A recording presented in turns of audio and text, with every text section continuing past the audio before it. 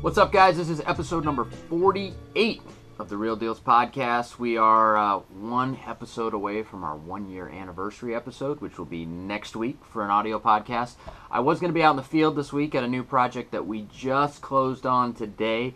It was actually a lead from a probate attorney, and we got a smoking deal on this house. But the owners of the house are actually in an assisted living facility, and they wouldn't sign without their attorney there, and our closing gal had to go to the place to sign with the attorney. So anyway, long story short, we didn't get the keys, or we haven't got them yet. We won't get them till tomorrow morning. So I decided, hey, let's just shoot a video podcast in the office today, and in the next video podcast that we do, we'll do one in the trenches, in the field, at the new property that we just bought. We'll kind of go over everything that we're going to do on the renovation, so you guys can kind of see firsthand, you know, the rough product, and then what we would do to that rough product. We'll kind of go through it step by step so you guys can see all that. But for the time being, there's a very important topic for this episode that I wanted to talk about, and that is all about qualifying your leads. Now, we've had a couple conversations with some Deal Finder Academy members over the course of the last week.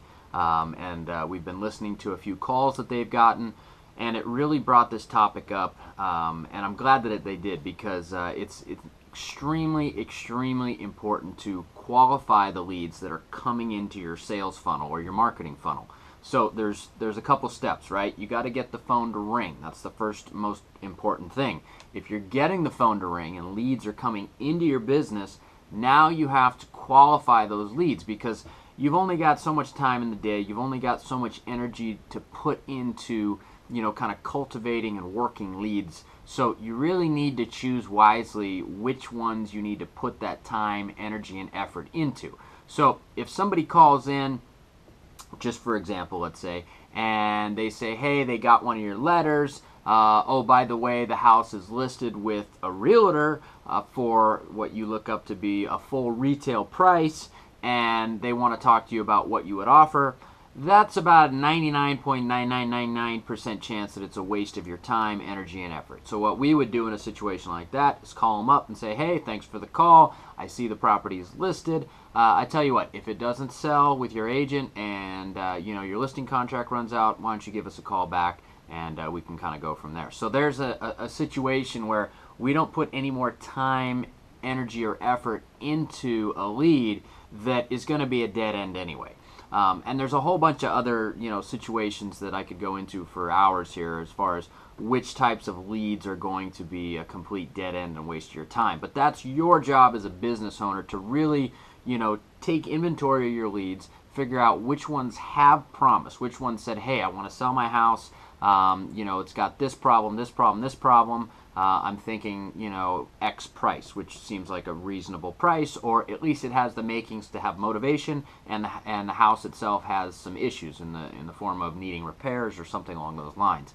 You don't want to, you know, if somebody calls up and they say they want full retail, or the house is amazing, you know, it's like the Taj Mahal from the way they describe it, chances are that's going to be a waste of your time too. So you really need to focus, after you get the phone ringing, focus on, okay, once you get leads in your funnel, not every lead is going to pan out. So you really want to get good at sifting and sorting the leads, figuring out which ones have promise, because you want to follow up on the ones that at least have promise. Some are just no-brainer, you know, cash money leads. You know, there's a high probability that those are going to be a deal. And there's other ones that may have some promise, and those are worth at least following up with and cultivating a little bit to see if a deal transpires from talking to them more. But then there's ones that are just flat-out garbage. And so despite what, you know, people say or other gurus may say that you can make money on every lead, it's a bunch of BS. You can't. Some leads are just, they're retail deals, and there's just no reason to put any more time, energy, or effort into those. So make sure you get good at kind of figuring out what kind of lead you're getting and which, you know, bucket it falls into. Is it a good lead? Is it a questionable lead? Or is it a crap lead? And then decide from there how much time and energy you want to put into each of those.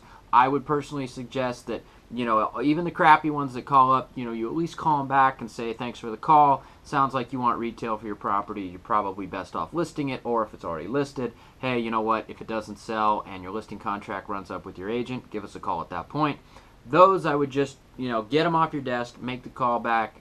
You always want to button things up and run your business, like a business, but then put the majority of your effort into the ones that are, questionable, but there could be something there, and the ones that are no-brainer, pick them up and call them right now because it sounds like it could be a great deal. So take that advice, put that to work in your business, and you'll be amazed at how much more time you have available to do other things when you're not just sitting around chasing your tail and spinning your wheels. And that's generally what happens to people when they start to get a bunch of leads in and they don't then focus on sifting and sorting those leads and qualifying them as being worth the time to call them back. So hopefully you guys got something out of that. This is episode number 48. We'll be back next week with our 1-year anniversary episode. It'll be an audio podcast. But until then, I'm your host, Tucker Merrihew, signing off.